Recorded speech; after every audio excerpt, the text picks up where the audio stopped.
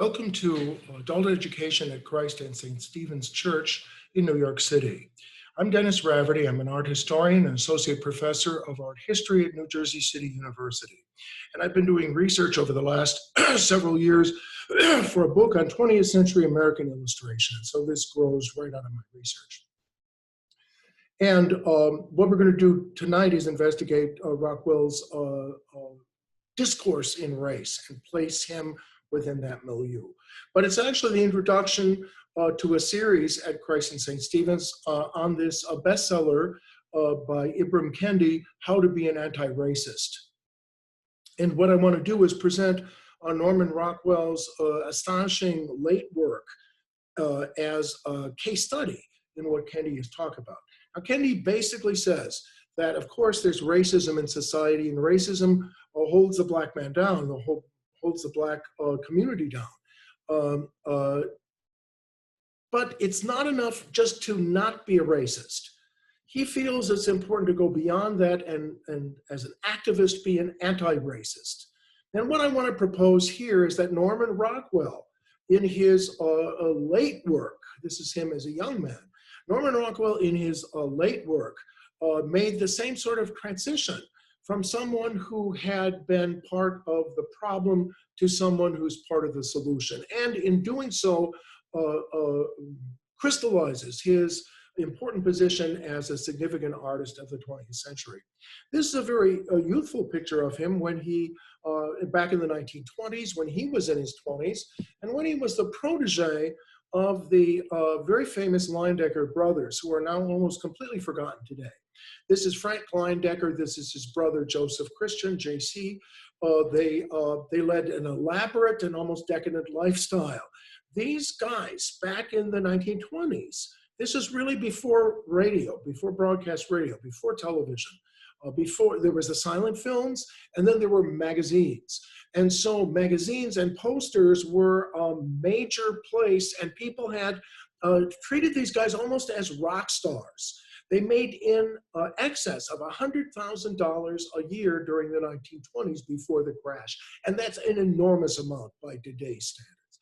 So these guys were at the top of the heap. And yet eventually they became obscure. Now, this is JC. His work really epitomizes our whole view, our whole vision of the 1920s as the era of the Great Gatsby and this sort of opulent decadence. And here, this incredibly snobby but well-dressed couple descend this Baroque staircase, literally looking down on us. But this was its actual use in commercial art. It was a full-page ad for Arrow dress shirts and collars, and this is the famous Arrow shirt man, who was also the manager of the Leyendecker brothers. Now, just to give you an idea of the sort of status that they had, like rock stars, is that when they came out of their studio, which is up by Bryant Park in Midtown Manhattan, the building's still there. It has a beautiful skylight on the top floor of a maybe 15-story building. When they came out to get into their chauffeured limo to be taken to their mansion in New Rochelle, people would be waiting for their autograph. People would be waiting at the door. Oh, there's the Arrow shirt man, and so forth, right? And actually, the Arrow shirt man got a lot of letters, proposals even of marriage for women. Frank also was actually a little better draftsman, I think, although he never was really as famous, and he died tragically young. This is a recruitment poster for the Navy for the First World War, and he makes it look like a lot of fun for the guys kind of doing this boat thing. You never know from this recruitment poster the real horror of First World War. But Frank had a problem. And his wealth wouldn't help him in this one, and that was that he had a drug problem, and he was a morphine addict. And at one point, after a disagreement with his brother, he left and moved into Norman Rockwell's studio, which is kind of a garage, large carriage house, really, that he had adapted, and it was originally part of Freddie Bremerton's. It was house that was there. So, and Frank died of a morphine overdose. And his funeral was attended by everyone. there were crowds, there were flowers, and people followed to the graveyard and so forth. It was a big social kind of deal. And I think his dying from a drug overdose only sort of romanticized him all the more in the public's imagination. And but quite unlike that was JC's demise in the early 1950s. By that time, Leyendecker had been completely overshadowed by new styles, and his work looked very old-fashioned.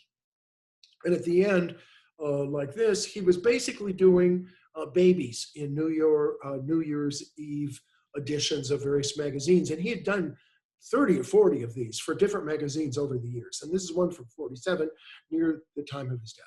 When he died in the early 50s, only 7 people came to his funeral. He was an artist who had been forgotten. But, by the way, even during the height of the Great Depression, he was still bringing in excess of $50,000 a year, which was a lot of money, especially during the Depression. And so he was never a starving artist by any means, but he had someone who had gone from rock star status to forgotten artist. And I think that this made an impression on Norman Rockwell, because even though he was very famous, much more famous than the Leyendeckers, he realized the same fate could be his if he just continued kind of in the same way he had been doing work.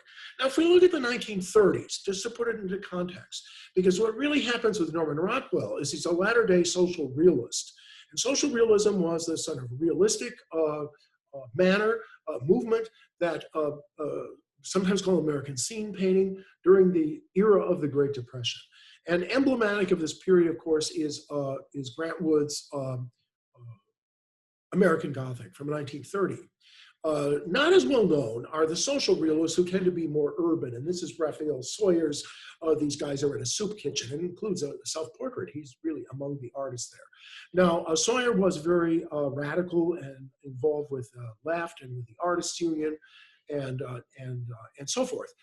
So there was this political engagement on the left that was part of social realism, and to a lesser extent with Grant Wood. Because actually, although it looks, these two farmers, there is a very inhospitable look at their stare. And it was interesting that in my first job, after getting my PhD, I rural Kansas, and there weren't many Black students, but the one Black girl in my class, when I showed this, I said, what are we looking at here? She said, it's the hate stare. It's like, we don't want your kind here with that pitchfork. I've never seen the painting the same way again. So even in American scene paintings like this that look very wholesome and American, there is still an implied social critique going on, okay? Now, in 1950, we have Willem de Kooning, an abstract expressionist. And this is just an example of his painting, very robust, very, very large. The painting is maybe 5 by 7 feet. I tried to suggest the different scale here, but it's really not the size that's the surprising thing, but the stylistic shift. Because there's really a paradigm shift that happens between the 1930s and the 1950s. And where does Rockwell fit in this, into this new paradigm? Because American abstraction became internationally famous. And in fact, the center for modern art moved during the war from Paris to New York City. And part of that was a lot of the artists, like de Kooning himself, although de Kooning came as a teenager to New York City, they were Europeans. And there were many artists who were fleeing from Stalinist Russia, from Nazi Germany, from Paris before the fall to the United States. And so there was kind of a great final flowering of abstraction and modernism in the period after the war in these very large heroic paintings. Now, okay, so in 1960, Partisan Review, a literary and artistic magazine on the political left, published a very damning article as far as Norman Rockwell's legacy was concerned, and that is Dwight MacDonald's Mass Cult and Mid Cult. And here he attacked popular art as being phony, as being kitsch, as being trite, as being cute, but worst of all, as covering up the inequities in our society with a kind of sugar-coated, candy-coated veneer. And he pointed specifically at Norman Rockwell as one of these people who do this mass cult. I wanted to mention in passing that he also attacks people like me, who he calls a mid-cult, because I'm trying to translate high art to vernacular in a language that everyone can kind of understand. And these guys were very elitist, okay? Not the artists, the critics, okay? So he would attack a painting like this from the 40s by Norman Rockwell, one of the paintings of the Four Freedoms that were mentioned in a speech by FDR, by Franklin Delano Roosevelt in the 1940s and or late 30s. And here he shows, you know, a Thanksgiving dinner with all the fixings and the grandma and grandpa and the cousins and everybody are in this very luscious kind of thing. The couple are almost outlined almost like a halo with that wonderful light coming behind them and silhouetting them in the very center of this composition. McDonald said things like this does not show us the reality that's happening. It may be one reality that's America, but there are other realities in which there isn't so much plenty, in which there isn't so much celebration, in which the future does not look so bright, in which are suffering under oppression. So he said, kind of, if you're not part of the solution, you're part of the problem. And by going along with it in this way, he's really sugarcoating it. And this is what must really have hurt, is that he compares it to Nazi art. Here's a Nazi painting from the 1930s. Looks harmless, looks very wholesome and family and everything like that. It's these girls going out to the field with some of their hoes and rakes and stuff like that. One brings a concertina. What could look more homey and loving and warm and inviting than this charming painting? But yet, it's Nazi art. Nazis were the people who tried to take over the world, you know, in a wild scheme that was all based on racism, on the Germans being the master race. And so a painting like this, even though it doesn't address the problem in Nazi Germany of the Jews and so forth, it nonetheless, by showing such a rosy picture, implicitly says that it's okay. So this is propaganda that's used to cover up atrocities. And he says it's really no different than Norman Rockwell sugarcoating the scene in America, where there is still great discrepancy between people.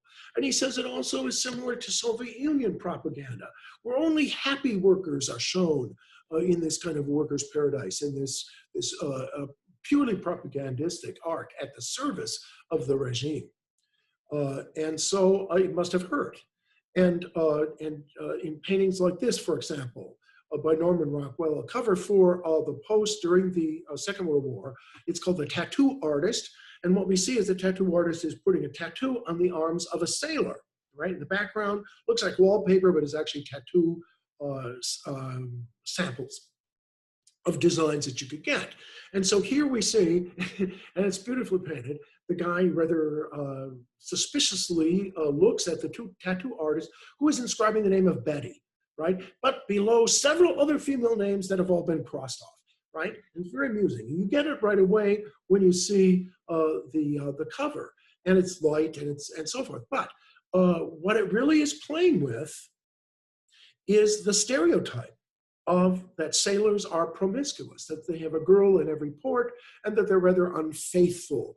And in this issue of the Post, there was no story and no article on sailors, and there was no story or any article on tattoo artists. It was strictly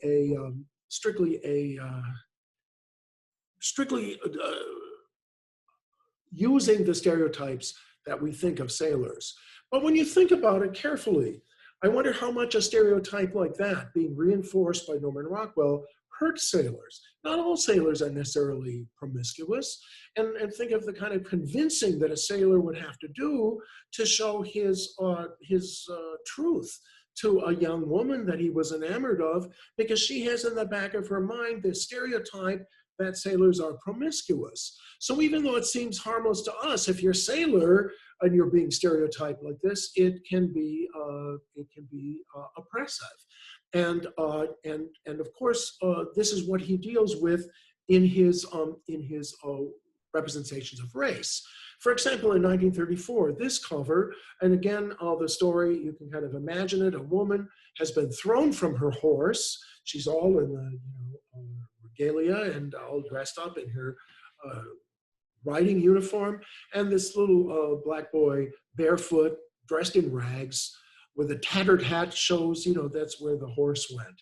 And so we get the story right away. You might say, oh, this is innocent, this isn't really racist, but the whole idea of a jockey reminds us of these lawn jockeys that were very popular back in the 50s, especially in the South, made of iron and painted up this terrible way as kind of a minstrel.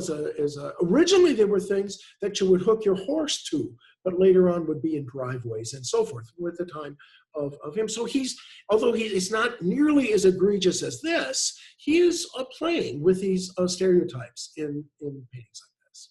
Here, it's much more kind of offensive. Although you could argue that it's not really demeaning, I guess, and that's probably how he thought of it. It was a commercial venture. It was for an advertisement for Cream of Kentucky bourbon, and it was reversed in the printed version. But here he shows the stereotypes of the Southern sort of aristocratic gentleman, overweight, portly, patronizing, with a tuxedo with a white tie, so he's dressed very elegantly and formally, and his black servant brings him a glass of refreshing Kentucky bourbon or whatever, and the way he's shown as a servant and how eager he is to please his employer can be seen as demeaning, and I think. It's a right to take offense at something like this, even though he didn't mean any offense, and even though he was working for this whiskey manufacturer. Nonetheless, that does not really exonerate him, because if you're not part of the solution, you're kind of part of the problem. Here's another cover from the Post. This from the 50s, and here a young white man, a boy, is taking the train, I guess, to Grandma's house or Aunt Ruth's house or something like that, and he is figuring out the tip for the waiter, and the waiter is black, as many waiters were, and a lot of the railway workers, porters, everything were black at that time. Worked in the kitchen, worked as porters, worked as brakemen, and so forth. And so he's showing in here the painting. Now, this isn't really a demeaning picture in a way, because he's shown very kindly and kind of like an uncle or a kindly, a stranger, but it's a subservient role. And there's a patronization that's going on, as well as a sentimental quality that does not really give the black man the full dignity that perhaps he deserves. Now, I'm not saying that Norman Rockwell was a racist and he did this to attack and show how servile black men are. That was not his intention. But nonetheless, it comes off that way, especially from our vantage point 50 years later.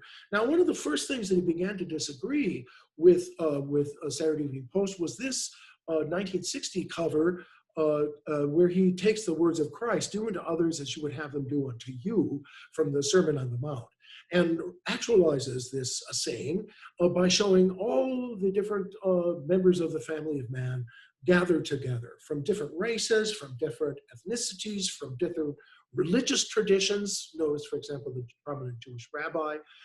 And you would think, what could possibly anyone be offended by a painting like this? But they were. And they got a lot of angry letters that said that the black people were too front and center. They were, here's this little Catholic girl, I guess, in her uniform and her school books. Here looks like an African boy with his cup, with a vessel of some sort. Up here looks like a black businessman, and of course that Japanese woman and all different sorts of Chinese girl here, different things like that, kind of showing the family of man. You wouldn't think that's controversial, but they thought there were too many black people in it, and they got a lot of kind of angry letters about it. By the way, I wanted to say, just in passing, that this saying by Jesus from the Sermon on the Mount, a lot of Christians don't realize that it's actually a midrash. It's a commentary on an earlier saying 50 years before Christ by Rabbi Hillel. And Hillel said that do not do unto others as you would not have them do to you. Now, Christ takes that well-known aphorism by that time and just spins it so that he says it's not enough not to do ill. You have to positively do good. So he does a midrashic or an interpretive spin on Hillel, by saying you have to go farther than just not doing ill. And I was I was impressed by the fact that this is the same sort of a shift that we see going on in Kendi's book between being not a racist to actively being an anti-racist. And it seems to echo Christ's summary in Midrash on Hillel in this sort of thing. He had done earlier painting, and this is also in that same series of the four freedoms, freedoms of worship, I guess this one is, from the 40s, that the Thanksgiving dinner was also part of as freedom from want. But here, notice the black figures are at the periphery, almost pushed off the canvas itself. Down here, the other dark figure is this Semitic guy. It's not quite clear whether he's a rabbi or an Islamic imam, but these dark people are sort of marginalized, literally, to the corners of the composition. That does not happen in this painting, and it's a subtle shift that you might not necessarily notice. But here's one where he really comes to his fore, and this was a spread in Look magazine. He quit Saturday Evening Post, very inspired by Kennedy and the kind of new liberalism of that period, and is very impressed by the civil rights movement. And so he takes an active role. He no longer just puts Black people in the sort of stereotypical storytelling positions that they'd always been placed for hundreds of years, including minstrel shows and everything else. And he's showing rather a radical painting, because this little girl in New Orleans had to be escorted by four federal marshals to school because there was a form of integration. And she actually was the only one that went to school that day or that period, because none of the white parents would allow their children to go to the public school if there's going to be a colored girl there. And so he does this, and her name was Ruby Bridges. And he does a couple of years later to accompany an article. It was a centerfold. It was a big spritz. It's a big painting. I mean, it was reproduced large in the magazine. Those magazines were larger than the ones we have today. Now, what he shows very, very beautifully is Ruby, and she is in an almost a white, different creams and whites and light grays. She's this dark element. Her hair and her skin contrast her sharply with her backgrounds and make our eye go right there. We can also see that he cuts off the heads in the composition of the marshals. This is not a detail. This is the whole thing.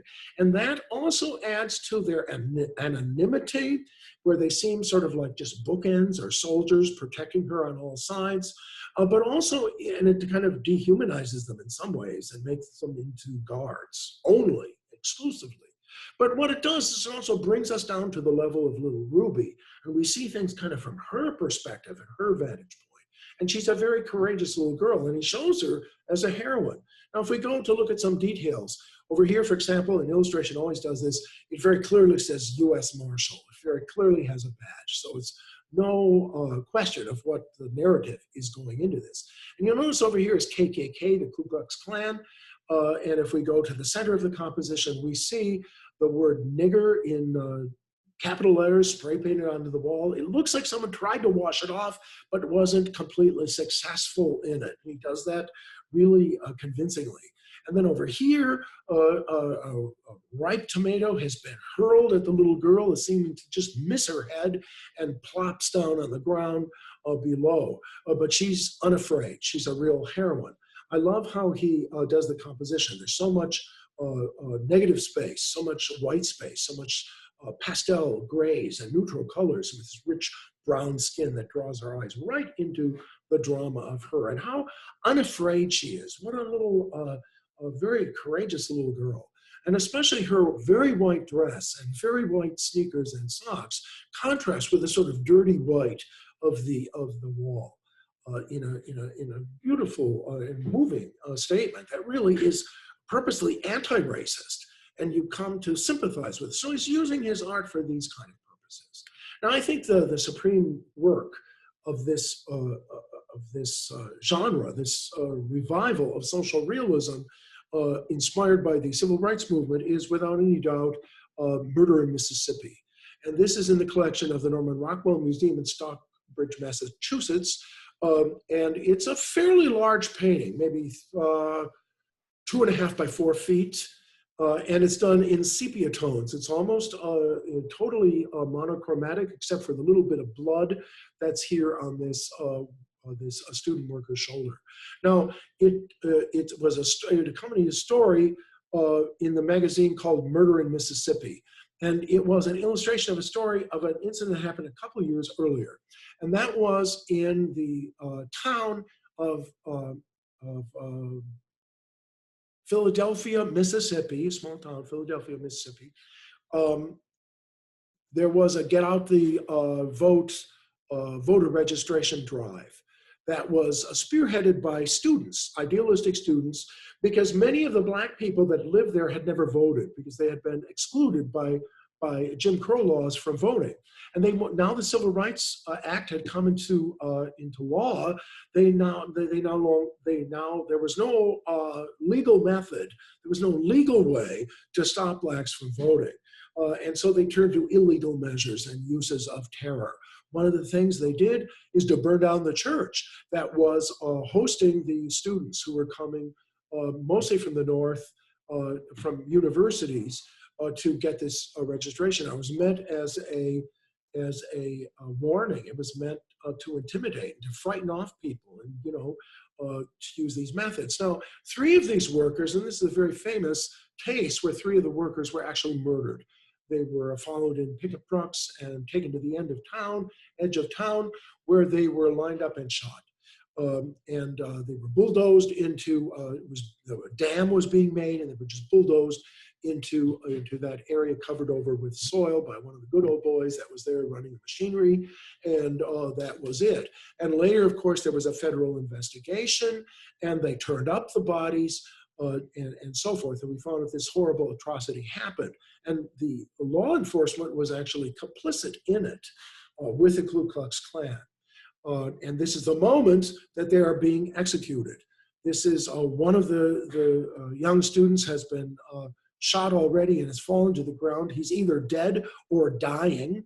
The Black student has been mortally wounded and falls to his knees, grasping on to his friend, who steadfastly looks unafraid at these murderers, who are only indicated by their shadows on the ground. The whole composition is monochrome in a very realistic style, except for the bit of blood that's on the one worker's thing.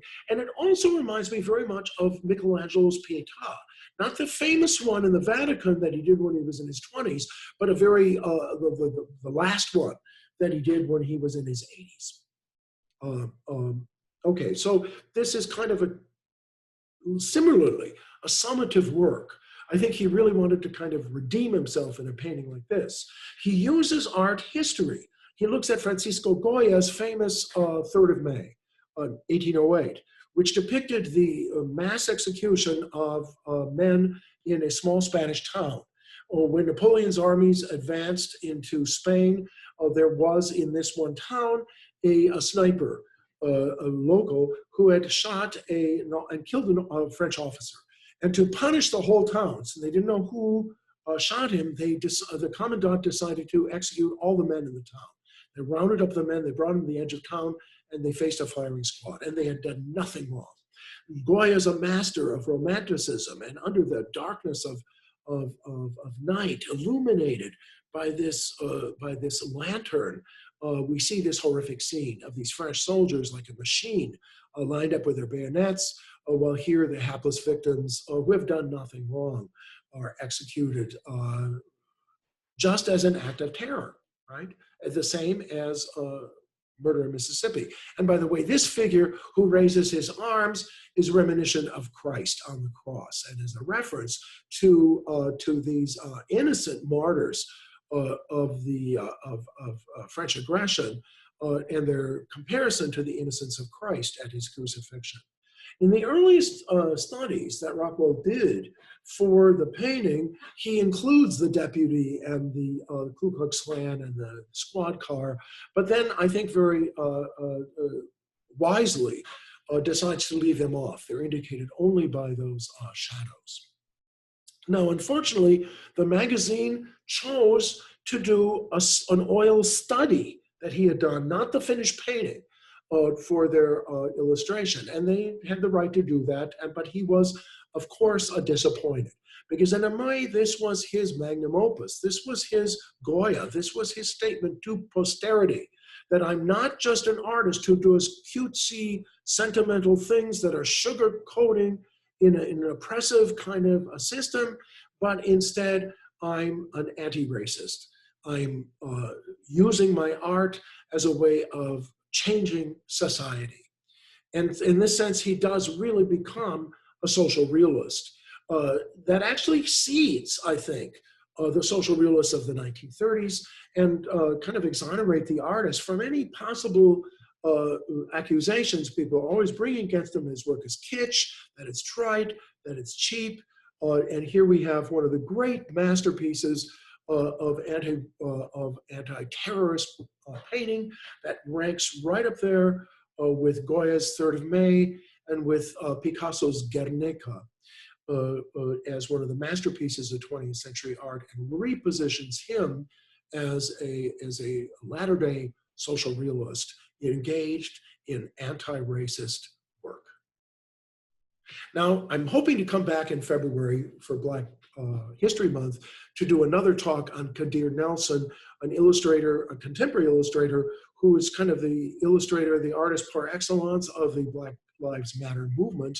And in this cover from Rolling Stone from July of 2020, he adapts Delacroix's Liberty Leading the People from 1830s, in which there is also a representation of a Black man back here, by the way. But he adapts it in this way. And he's one of the leading artists and really embodies and incarnates the idea of artist as an activist, as an anti-racist activist that Kadir is speaking about in his book. And I think someone like Nelson really fulfills those expectations.